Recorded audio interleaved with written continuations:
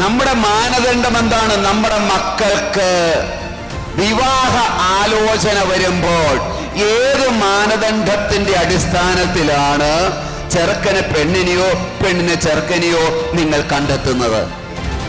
ചെറുക്കൻ എവിടെയാ? പെണ്ണ് എവിടെയാ? രണ്ടുപേരും ഒരു കൺട്രിയിലാണെങ്കിൽ, രാജ്യത്താണെങ്കിൽ എന്നാ നമുക്കൊന്ന് ആലോചിക്കാം. കണ്ട, നീ ആലോചിക്കണ്ട. അതിന് മുൻപേത് അവര് പലരും അവിടെ ഒരു മുറിയില. നമ്മൾ അന്വേഷിച്ചില്ല. ദൈവമേ, ഒരു പ്രാവശ്യമെങ്കിലും നമ്മൾ പ്രാർത്ഥിച്ചോ, ദൈവമേ, ദൈവഭയമുള്ള, ദൈവവിശുദ്ധിയുള്ള, ജീവിത വിശുദ്ധിയുള്ള ഒരു ജീവിത പങ്കാളിയെ എന്റെ മകന് കൂട്ടിക്കൊടുക്കണമേ. പുസ്തകത്തിലുള്ളത് മുഴുവൻ പഠിപ്പിച്ചു തീർക്കുക. അവർക്ക് വിശ്വാസം ഉണ്ടായോ ഇല്ലയോ എന്നൊന്നും അവിടെ ചോദ്യമില്ല. പിള്ളേർക്ക് അത്രമാത്രം വിശുദ്ധി ഉണ്ട് എന്നുള്ളത് അവിടെ ചോദ്യമില്ല.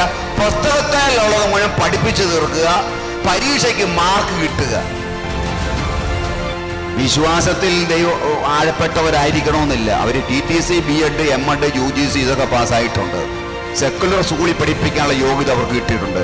പക്ഷേ വിശ്വാസ പരിശീലനത്തിനുള്ള യോഗ്യതയുണ്ടോ എന്ന് എനിക്കറിയാൻ മേല.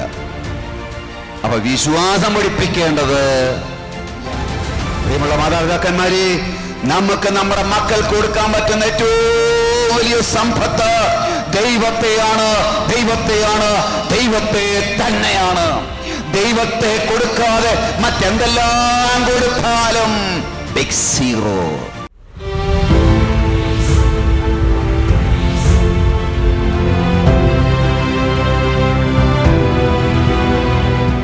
അപ്പൊ നമ്മുടെ വിഷയം എന്താണ്? മക്കളുടെ ജീവിത വിശുദ്ധീകരണത്തിന് മാതാപിതാക്കളുടെ പങ്ക്, മാതൃക.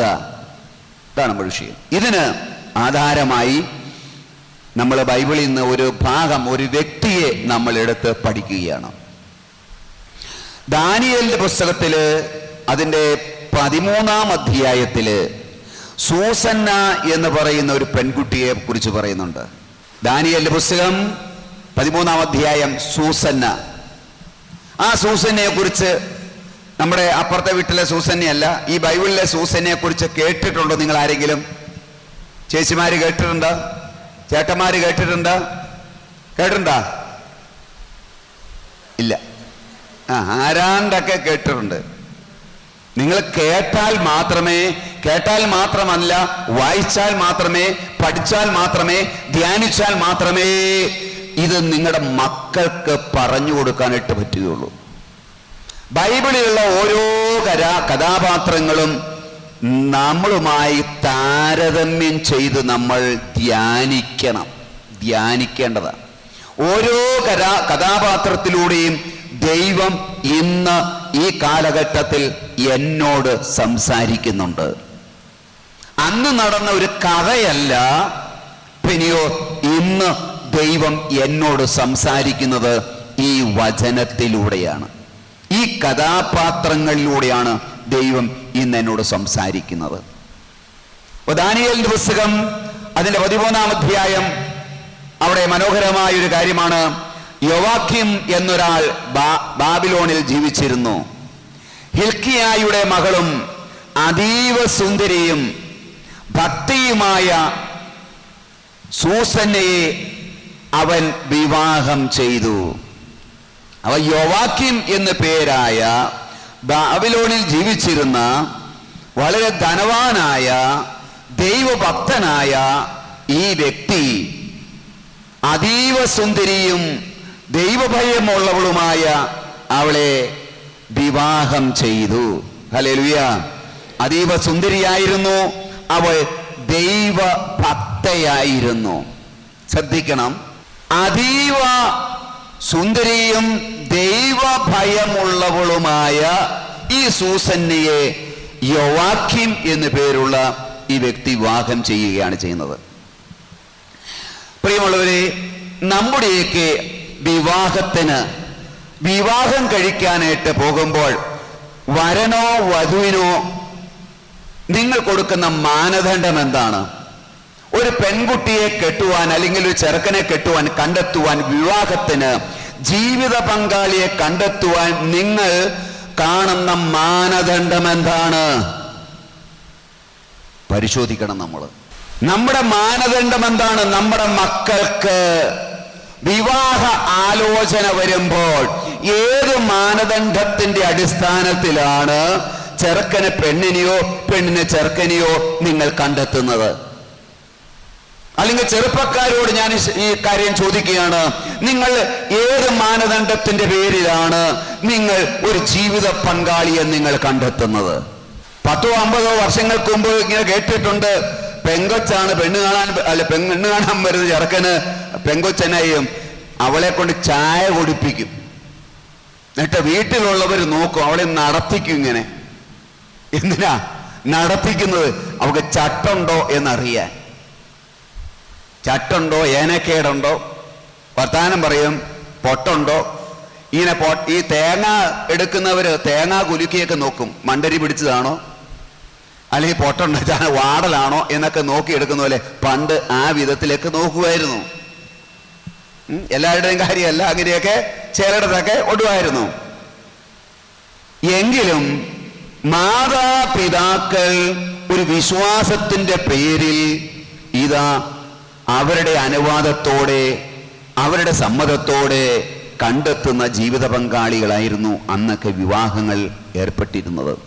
ഇന്ന് നമുക്ക് ഒരു വിവാഹാലോചന വന്നാൽ ആദ്യം തന്നെ നമ്മൾ ചോദിക്കുന്നത് എന്നതാ? പറ. നന്നായിട്ട് പ്രാർത്ഥിക്കുന്ന പെൺകുട്ടിയാണോ ചോദിക്കുകയല്ലേ? എല്ലാ ദിവസവും പള്ളിയിൽ പോകുന്ന ചെറുക്കനാണോ ചോദിക്കുകയല്ലേ? ബൈബിൾ വായിക്കുന്ന ചെറുക്കനാണോ അവൻ? നമ്മൾ ചോദിക്കുമല്ലേ? ധ്യാനം കൂടിയ ചെറുക്കനാണോ അവൻ? നിങ്ങൾ ആരെങ്കിലും ചോദിക്കാറുണ്ടോ എല്ലാ ദിവസവും കുടുംബ പ്രാർത്ഥനയിൽ പങ്കെടുക്കുന്ന പെണ്ണാണോ അത്, ചെറുക്കനാണോ അത്? ചോദിക്കാറുണ്ടോ? സ്വന്തമായിട്ട് മൊബൈലുണ്ട് നമുക്ക് ഒന്നിലധികം. ഇവന് സ്വന്തമായിട്ടൊരു ബൈബിൾ ഉള്ള ചെറുക്കനാണോ? ബൈബിൾ വായിച്ചിട്ടുണ്ടോ? വായിക്കാറുണ്ടോ? ഞായറാഴ്ചകളിൽ പള്ളിയിൽ പോകാറുണ്ടോ? ഈ വക കാര്യങ്ങൾ മാതാപിതാക്കളെ നിങ്ങൾ അന്വേഷിച്ചിട്ടുണ്ടോ? നിങ്ങൾ ചോദിച്ചിട്ടുണ്ടോ? വിവാഹം കഴിക്കുന്ന പെണ്ണോ ചെറുക്കനോ അന്വേഷിച്ചിട്ടുണ്ടോ? മനസ്സിലായോ? ഇതൊക്കെ എന്നെ അന്വേഷിക്കാനാ? ഇതൊക്കെ എന്തിനാ? അപ്പൊ എന്തുവായി വിവാഹം എന്ന് പറഞ്ഞ, കുടുംബം എന്ന് പറഞ്ഞാൽ എന്തുവാ? ഒരു ആലോചന വന്നാൽ ആദ്യം നമ്മളെല്ലാം അപ്പന്റെ വായിന്നും അമ്മയുടെ വായിന്നും ചെറുക്കനും വീട്ടുകാരനും ചോദിക്കുന്നത് ചെറുക്കൻ എവിടെയാ? ശരിയല്ലേ? ചെറുക്കൻ എവിടെയാ? പെണ്ണ് എവിടെയാ? രണ്ടുപേരും ഒരു കൺട്രിയിലാണെങ്കിൽ, രാജ്യത്താണെങ്കിൽ എന്നാ നമുക്കൊന്ന് ആലോചിക്കാം. കണ്ട, നീ ആലോചിക്കണ്ട. അതിന് മുൻപേതവര് പലരും അവിടെ ഒരു മുറിയില. അതറിയാവോ?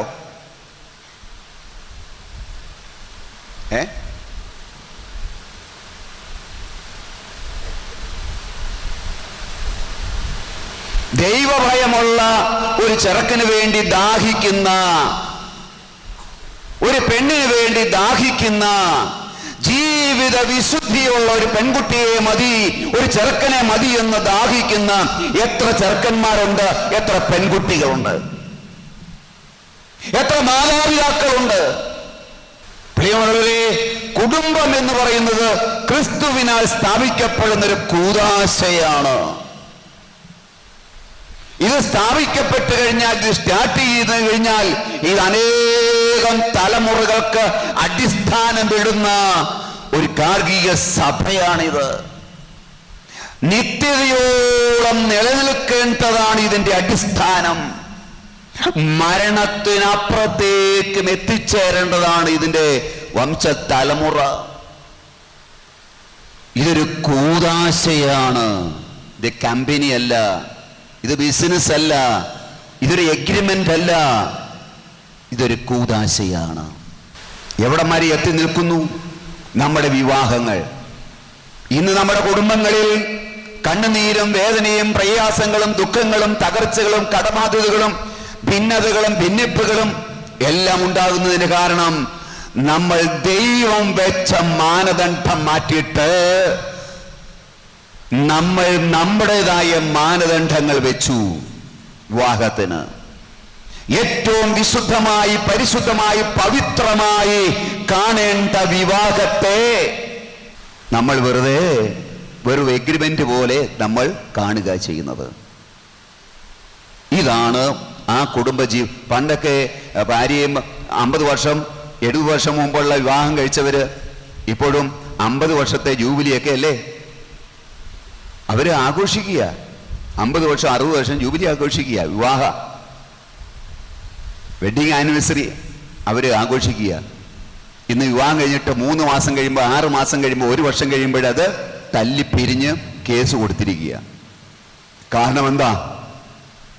നമ്മൾ അന്വേഷിച്ചില്ല.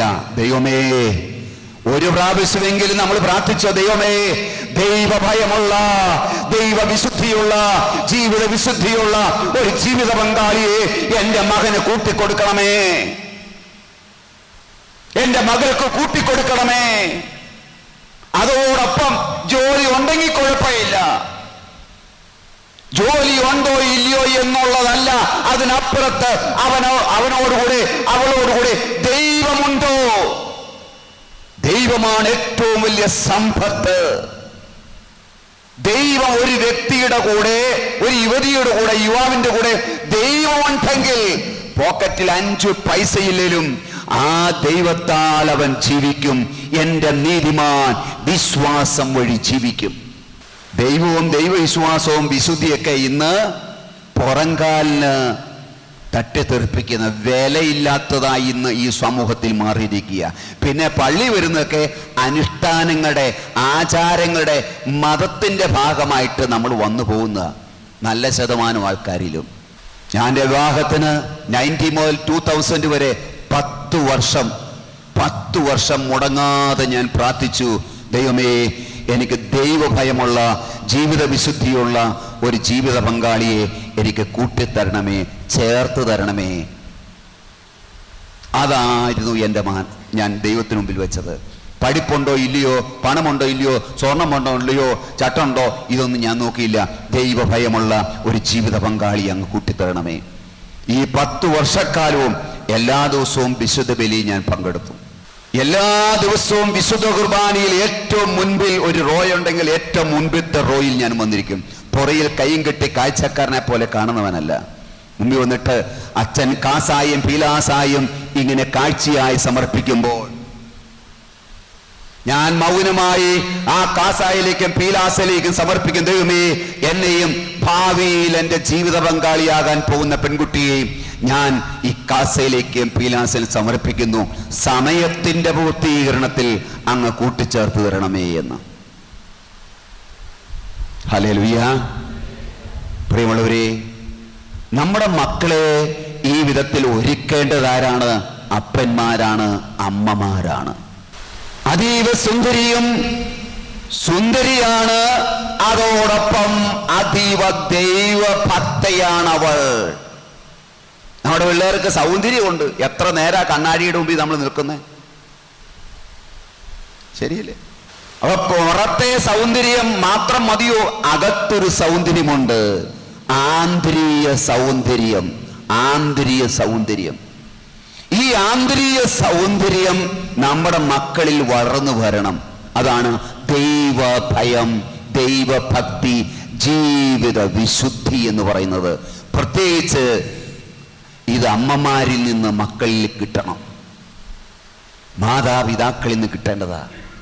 ഹല്ലേലൂയ. 3-ാമത്തെ വാക്യം, ദാനിയേലിന്റെ പുസ്തകം 13-ാം അധ്യായം 3-ാമത്തെ വാക്യം നിങ്ങൾ വീട്ടിൽ പോയി സമയം പോലെ വായിക്കണം. ഞാൻ എത്ര വട്ടം ഈ 3-ാം അധ്യായം വായിച്ചിട്ടുണ്ടെന്നറിയാവോ? ഇഷ്ടംപോലെ പ്രാവശ്യം മനസ്സിരുത്തി ധ്യാനിച്ചിട്ടുണ്ട്. 3-ാമത്തെ വാക്യത്തിൽ പറയുകയാണ്, അവളുടെ, ആരുടെ? സൂസന്നയുടെ മാതാപിതാക്കന്മാർ നീതിനിഷ്ഠരായിരുന്നു. ചെറുപ്പം മുതലേ അവളെ മോശയുടെ നിയമമനുസരിച്ച് എല്ലാ കാര്യങ്ങളും പഠിപ്പിച്ചു പോന്നിരുന്നു എന്ന്. മോശയുടെ നിയമമനുസരിച്ച് ചെറുപ്പം മുതലേ ഈ സൂസന്നയുടെ മാതാപിതാക്കൾ എന്നാ ചെയ്തു? പഠിപ്പിച്ചു പോന്നു. ഏത്? വേദോപദേശം, കാറ്റക്കിസം പഠിപ്പിച്ചു പോന്നു. മോശയിലൂടെ ദൈവം കൊടുത്ത ദൈവപ്രമാണങ്ങളെല്ലാം ആരാ പഠിപ്പിച്ചത്? മാതാപിതാക്കൾ പഠിപ്പിച്ചു. പള്ളിയിലെ അച്ഛനല്ല പഠിപ്പിച്ചത്, ബഹുമാനപ്പെട്ട സിസ്റ്റേഴ്സ് അല്ല പഠിപ്പിച്ചത്, കാറ്റഗിസം അധ്യാപകരല്ല പഠിപ്പിച്ചത്. പിന്നെയോ മാതാപിതാക്കൾ വീട്ടിൽ കുഞ്ഞുങ്ങളെ, ഈ മകളെ മോശയുടെ പ്രമാണങ്ങളും ചട്ടങ്ങളും വെച്ച് അതെല്ലാം പഠിപ്പിച്ചു പോന്നിരുന്നു. Praise the Lord. അപ്പൊ കുഞ്ഞുങ്ങൾക്ക് വിശ്വാസം പകർന്നു കൊടുക്കേണ്ടത്, ദൈവത്തിന്റെ കൽപ്പനകൾ കുഞ്ഞുങ്ങളെ പഠിപ്പിക്കേണ്ടതിന്റെ ഫസ്റ്റ് കമ്മിറ്റ്മെന്റ്, ഉത്തരവാദിത്വം ആരുടേതാ? അപ്പന്റെയും അമ്മയുടേതുമാണ്. ഇനി മാതാപിതാക്കൾക്ക് മക്കളെ പഠിപ്പിക്കണമെങ്കിൽ ആന്റി, ചേച്ചി എന്നാ ഉണ്ടായിരിക്കണം? പറ. നമുക്ക് ഈ സാധനം ഉണ്ടെങ്കിൽ അല്ലേ പഠിപ്പിക്കാൻ പറ്റുള്ളൂ. നമുക്ക് ഈ സാധനം അകത്തുണ്ടെങ്കിലേ ഇത് കൊടുക്കാൻ പറ്റൂ. നമ്മളെല്ലാം ചെയ്യും, പള്ളിക്കൂടത്ത് വിട്ട് തള്ളിവിടും. വേദപാഠം പഠിച്ചോണം. ഈ പള്ളിയിൽ നിന്ന് കിട്ടുന്ന 1.25 മണിക്കൂർ നേരം പഠിപ്പിക്കുന്നതാണോ പിള്ളേരുടെ തലയ്ക്കകത്തിരിക്കാൻ പോകുന്നത്? അവര് പഠിപ്പിച്ചോട്ടെ, പുസ്തകത്തെ മുഴുവൻ പഠിപ്പിച്ചു തീർക്കുക, അത്രേ ഉള്ളൂ. പുസ്തകത്തിലുള്ളത് മുഴുവൻ പഠിപ്പിച്ചു തീർക്കുക. അവർക്ക് വിശ്വാസം ഉണ്ടായോ ഇല്ലയോ എന്നൊന്നും അവിടെ ചോദ്യമില്ല. പിള്ളേർക്ക് അത്രമാത്രം വിശുദ്ധി ഉണ്ട് എന്നുള്ളത് അവിടെ ചോദ്യമില്ല. പുസ്തകത്തിലുള്ളത് മുഴുവൻ പഠിപ്പിച്ചു തീർക്കുക, പരീക്ഷയ്ക്ക് മാർക്ക് കിട്ടുക, അത്രയേ ഉള്ളൂ അവിടെ. അതുകൊണ്ട് പള്ളിയിൽ നിന്ന് കിട്ടുമെന്ന് നിങ്ങൾ ആരും ധരിക്കരുത്, വേദപാഠത്തിൽ നിന്ന് കിട്ടുമെന്ന് ധരിക്കരുത്. ഞാൻ കുറ്റം പറയുകയല്ല, നമ്മുടെ അഭാവം മൂലമാണ് പള്ളിയിൽ ഇങ്ങനൊരു സാധ്യത ഒരുക്കി വെച്ചിരിക്കുന്നത്. അത് നല്ല കാര്യം. പക്ഷേ അവിടെ പഠിപ്പിച്ചു വിടൽ മാത്രമാണ്. ഈ സിലബസ് പഠിപ്പിക്കുക എന്നുള്ളതാ. വിശ്വാസം പഠിപ്പിക്കേണ്ടത്, വിശുദ്ധി പഠിപ്പിക്കേണ്ടത് മാതാപിതാക്കളാണ്. മാതാപിതാക്കളിൽ നിന്ന് വേണം മക്കൾ ഇത് പഠിക്കാൻ. ചേർന്നൊരു ഹല്ലേലൂയ പറഞ്ഞേ, ഉറക്കെ പറഞ്ഞേ, അഭിഷേകത്തോടെ പറഞ്ഞേ. കണ്ട ചേച്ചിക്ക് എത്ര വചനം അറിയാം? ഇന്നടത്ത് ഇന്ന വചനം പറയുന്നു, പറയാൻ പറ്റുമോ? അറിയാൻ മേല. ഈ ഡാനിയേൽ എന്നുള്ള പുസ്തകം എവിടെ എഴുതിയിരിക്കുന്നത് വല്ല അറിയാവോ? ബൈബിളിൽ എത്ര പുസ്തകങ്ങളുണ്ട് അതറിയാവോ? കണ്ട, നമുക്കിതൊന്നും അറിയാൻ മേല. അപ്പൊ കുഞ്ഞുങ്ങളെ എങ്ങനെ പഠിപ്പിക്കുന്നേ? പറ ആൻറ്റി. നമ്മൾ ഭയങ്കര പ്രാർത്ഥന, എൻ്റെ കർത്താവേ എൻ്റെ കുഞ്ഞുങ്ങൾ അനുഗ്രഹിക്കപ്പെടട്ടെ, എൻ്റെ ഈശോയേ എൻ്റെ കുഞ്ഞുങ്ങളെ അനുഗ്രഹിക്കണമേ, അവൻ വിദേശത്ത് പോയിരിക്കുവാണ്, എൻ്റെ ദൈവമേ എൻ്റെ മോളെ കാത്തുകൊള്ളണേ. എന്നെ ഭയങ്കര പ്രാർത്ഥന, നിലവിളിയാ. ഒരു വചനം നമുക്കറിയാൻ മേല, ഒരു വിശുദ്ധ ജീവിതം മാതൃക കൊടുക്കാനിട്ടില്ല. ഈ സൂസന്നെ കുറിച്ച് പറയും, ഇന്നൊന്നുമല്ല, യേശുവിന് മുൻപ്, നൂറ്റാണ്ടുകൾക്ക് മുൻപ് ഈ സൂസന്നയെ അവളുടെ മാതാപിതാക്കന്മാര് മോശയുടെ കൽപ്പന എടുത്തു വെച്ച്, മോശയിലൂടെ ദൈവം കൊടുത്ത കൽപ്പന എടുത്തു വെച്ച് മകളെ എല്ലാ കാര്യങ്ങളും പഠിപ്പിച്ച് പോന്നിരുന്നു. അപ്പൊ മാതാപിതാക്കളുടെ ഏറ്റവും വലിയ കടമ, ഉത്തരവാദിത്വം 4 നേരം തീറ്റി കൊടുക്കുക എന്നുള്ളതല്ല. മനസ്സിലായ? ഇപ്പൊ മാതാപിതാക്കളെ മൊലേന്ന് പിടിപ്പിച്ച ഉടനെ, കുഞ്ഞുങ്ങളെ മൊലേന്ന് പിടിപ്പിച്ച ഉടനെ LKG കൊണ്ടാക്കൂലോ. അപ്പൊ അതിനേക്കാളും താഴെ ഉണ്ടല്ലോ, എന്നാ ബേബി കെയർ സെന്റർ, അവിടെയോട്ടുണ്ടാക്കും പഠിപ്പിക്കാൻ. എന്തിനാ LKG കൊണ്ടാക്കുന്നത്? പിള്ളേരെ അതിങ്ങനെ പഠിച്ചോട്ടെ എന്ന്. അപ്പൊ അവര് പഠിക്കാൻ പറ്റുമെങ്കിൽ, പഠിക്കാൻ ഗ്രാഹ്യം അവർക്കുണ്ടെങ്കിൽ, എന്തുകൊണ്ട് കുഞ്ഞുങ്ങളായിരിക്കുമ്പോഴേ നമുക്ക് ഈശോയുടെ കഥകൾ പറഞ്ഞു കൊടുത്തുകൂടുക, വിശുദ്ധന്മാരുടെ കഥകൾ നമുക്ക് പറഞ്ഞു കൊടുത്തുകൂടുക. വചനം എന്തുകൊണ്ട് പഠിപ്പിച്ചുകൂടാ? പ്രത്യേകിച്ച് അമ്മമാർക്ക് വലിയ സ്വാധീനമുണ്ട്, അപ്പന്മാർക്ക് സ്വാധീനമുണ്ട്. കുഞ്ഞുങ്ങളെ വേദപാഠം അഥവാ ദൈവത്തിന്റെ വചനം പഠിപ്പിക്കേണ്ടത്, വചനത്തിലൂടെ വിശ്വാസം പഠിപ്പിക്കേണ്ടത്, വിശുദ്ധിയിൽ മോളെ നീ എങ്ങനെയാണ് വളർന്നു വരേണ്ടതെന്ന് പഠിപ്പിക്കേണ്ടത് മാതാപിതാക്കളാ. ഹല്ലേലൂയ, ഹല്ലേലൂയ, പറക പറഞ്ഞേ ഹല്ലേലൂയ. ഇത് തന്നെ പറയാനാണെങ്കിൽ അങ്ങ് പറഞ്ഞു പോകും. സങ്കീർത്തനം അതിൻ്റെ 78-ാമത്തെ അധ്യായത്തില് 4-5 വാക്യങ്ങളില് മനോഹരമായ ഒരു വചനമുണ്ട്. ഞാൻ ഈ കൽപ്പിക്കുന്ന കൽപ്പനകൾ നിങ്ങളുടെ മക്കളെ പഠിപ്പിക്കണം. അവിടുന്ന് യാക്കോബിന് പ്രമാണം നൽകി, ഇസ്രായേലിന് നിയമവും അത് മക്കളെ പഠിപ്പിക്കുവാൻ നമ്മുടെ പിതാക്കന്മാരോട് അവിടുന്ന് ആജ്ഞാപിച്ചു. വരാനിരിക്കുന്ന തലമുറ, ഇനിയും ജനിച്ചിട്ടില്ലാത്ത മക്കൾ അവ അറിയുകയും തങ്ങളുടെ മക്കൾക്ക് അവ പറഞ്ഞു കൊടുക്കുകയും ചെയ്യട്ടെ. വരാനിരിക്കുന്ന തലമുറയ്ക്ക് നിങ്ങളുടെ മക്കൾക്ക് നിങ്ങൾ വചനം പഠിപ്പിക്കണം, പറഞ്ഞു കൊടുക്കണമെന്ന്.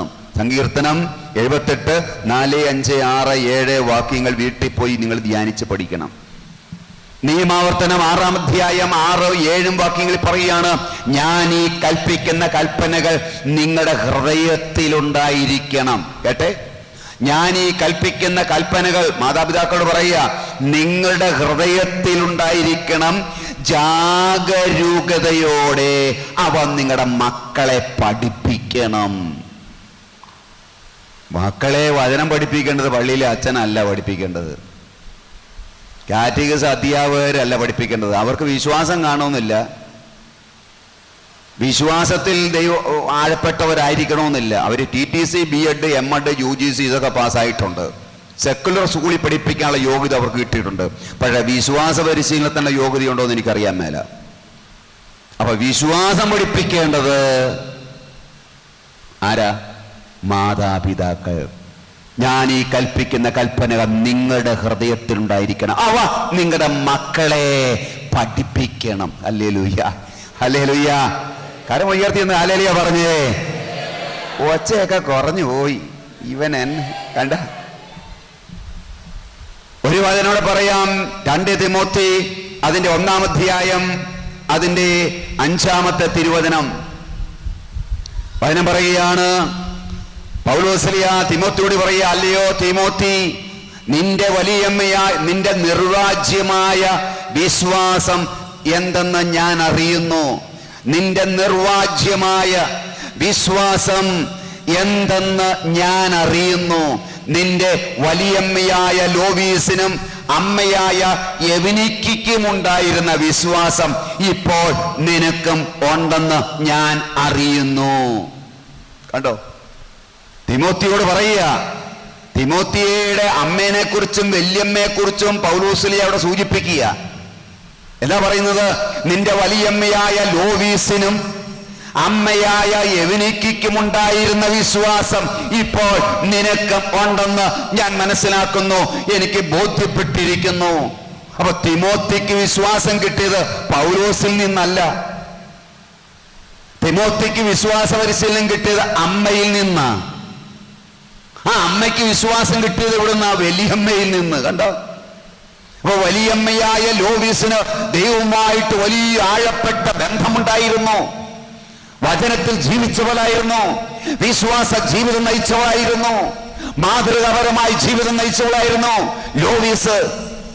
അതുകൊണ്ട് ആ അമ്മ തന്റെ മകളെ ചെറുപ്പം മുതലേ ഇത് പഠിപ്പിച്ച് പഠിപ്പിച്ച് പഠിപ്പിച്ച് പരിശീലിപ്പിച്ചു പോകുന്നത് കൊണ്ട് ഈ മകളും ആ വിധത്തിൽ പഠിച്ചു. ആ മകൾ എന്ത് ചെയ്തു? തന്റെ കുഞ്ഞിനെ, മകനെ ചെറുപ്പം മുതലേ ഇത് കൊടുത്ത് കൊടുത്ത് കൊടുത്ത് വളർത്തിയതുകൊണ്ട് തിമോത്തിക്കും അവനും വിശ്വാസവീരനായി മാറ്റപ്പെട്ടു. വലിയമ്മയായ ലോവീസിനും അമ്മയായ യവനിക്കും ഉണ്ടായിരുന്ന വിശ്വാസം ഇപ്പോൾ എന്റെ കുഞ്ഞെ നിനക്കുണ്ടെന്ന് ഞാൻ ബോധ്യപ്പെട്ടിരിക്കുന്നു എന്ന് പൗലോസ്ലിയ സാക്ഷ്യപ്പെടുത്തുകയാണ്. പ്രിയ മാതാപിതാക്കളെ, നമ്മുടെ കുഞ്ഞുങ്ങൾക്ക് വിശ്വാസം പകർന്നു കൊടുക്കുവാൻ നമ്മുടെ കയ്യിൽ വിശ്വാസമുണ്ടോ? ദൈവത്തിലുള്ള ആഴപ്പെട്ട വിശ്വാസ ജീവിതം, ഒരു വിശുദ്ധ ജീവിതം നമുക്കുണ്ടോ? എത്രമാത്രമുണ്ട്? നമ്മുടെ മക്കൾക്ക് കൊടുക്കാൻ? നമുക്ക് ആ മക്കൾക്ക് കൊടുക്കാൻ ഉണ്ടെങ്കിൽ ആ കുഞ്ഞുങ്ങൾ വിശ്വാസത്തിൽ വളർന്ന് വിശുദ്ധിയിൽ വളർന്ന് അവരുടെ കുഞ്ഞുങ്ങൾക്ക് അത് കൊടുക്കാനിട്ട് പറ്റുകയുള്ളൂ. നിങ്ങളുടെ സമ്പത്ത് നിങ്ങൾ പിള്ളേർക്ക് കൊടുക്കാറുണ്ടല്ലോ. പ്രായമാകാറാകുമ്പോൾ പിള്ളേര് കല്യാണം കഴിച്ച ഒരു നിലയിലേക്ക് എത്തിക്കഴിഞ്ഞാൽ അല്ലെ, ജീവിതാന്ത്യത്തില് നിങ്ങളുടെ സ്ഥലം മക്കൾക്ക് 2 പേർക്കുണ്ടെങ്കിൽ 3 പേർക്കുണ്ടെങ്കിൽ വീതിച്ച് കൊടുക്കാറുണ്ടല്ലോ. നിങ്ങളുടെ അവകാശം കൊടുക്കാറുണ്ടല്ലോ. എന്നാൽ വിശ്വാസം നിങ്ങൾ പകർന്നു കൊടുക്കാൻ നിങ്ങൾക്ക് എത്രമാത്രമുണ്ട്? കൊടുത്തിട്ടുണ്ടോ? ഹല്ലേലൂയ. പ്രിയമുള്ള മാതാപിതാക്കന്മാരെ, നമുക്ക് നമ്മുടെ മക്കൾക്ക് കൊടുക്കാൻ പറ്റുന്ന ഏറ്റവും വലിയ സമ്പത്ത് ദൈവത്തെയാണ്. ദൈവത്തെയാണ്, ദൈവത്തെ തന്നെയാണ്. ദൈവത്തെ കൊടുക്കാതെ മറ്റെന്തെല്ലാം കൊടുത്താലും ബിഗ് സീറോയ.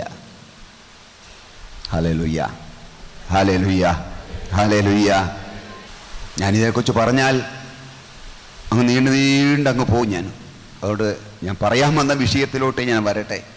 അതുകൊണ്ട് മക്കൾക്ക് മാതാപിതാക്കൾ വലിയൊരു മാതൃകയാകണം. കുഞ്ഞുങ്ങൾക്ക് വിശ്വാസ പരിശീലനം വീട്ടിൽ കൊടുക്കണം. എൻ്റെ പിള്ളേർക്കെല്ലാം മലയാളം വായിക്കാൻ തുടങ്ങുന്നതിന് മുൻപേ ആദ്യം വാങ്ങിച്ചു കൊടുത്തത് ബൈബിളാണ് ആദ്യം വായിച്ചു കൊടുത്തത്. എന്നിട്ട് അതുമായിട്ട് അവർ കൈകാര്യം ചെയ്തത്.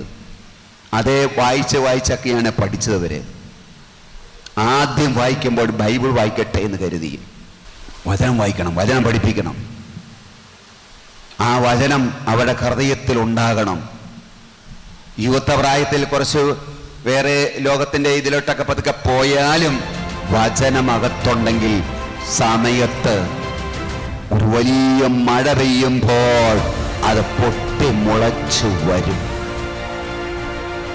ഏത് പ്രതികൂലങ്ങളുടെ ഏതെങ്കിലും ഒരു സാഹചര്യത്തിൽ പ്രിയമുള്ളവരെ, നിങ്ങൾ കൊടുക്കുന്ന വചനമാണ് കുട്ടികളിൽ ക്രിയ ചെയ്യപ്പെടുന്നത്. വചനമില്ലാത്ത, വചനത്തിൽ വിശ്വാസത്തിൽ വളരാത്ത കുട്ടികൾ തകർന്നു പോകും, തളർന്നു പോകും. അവർ വിദേശങ്ങളിൽ പോയാൽ വളരെ എളുപ്പത്തിൽ കെണികളിൽ അകപ്പെടും, പാപത്തിൽ വീഴും.